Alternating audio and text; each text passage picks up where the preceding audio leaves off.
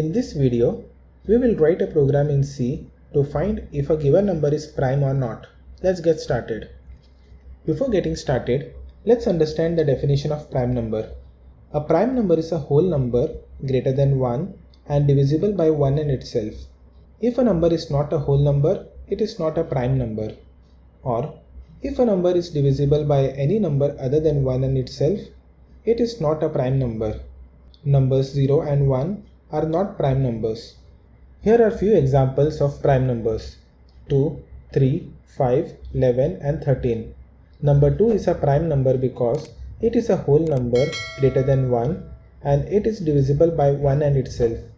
Similarly, 11 is a prime number because it is a whole number greater than 1 and it is divisible by 1 and 11. It is not divisible by any numbers other than 1 and 11. In order to check whether a number is prime or not, we will make use of for loop that will iterate from value 2 until n-1, where n is the number to be checked. Inside each iteration, we will check if the number is divisible by that iteration value. If yes, the number is not prime. If the number is not divisible by any value from 2 to n-1, then the number can be termed as a prime number. Here is the solution. I have declared two integer variables named number and is prime. Variable named number will be used to store user input value. Is prime is a flag variable initialized to value 1. I am setting initial value of this flag to 1. If during program execution, if I find that the number is not a prime number, I will set it to 0. I will explain the logic shortly. Next, I am accepting number from the user and storing it in variable number. Then, I have used an if statement. If the value of number is equal to 0 or 1, the number is considered non-prime. Hence, I will display the message and exit the program execution. Then, I have added a for loop here.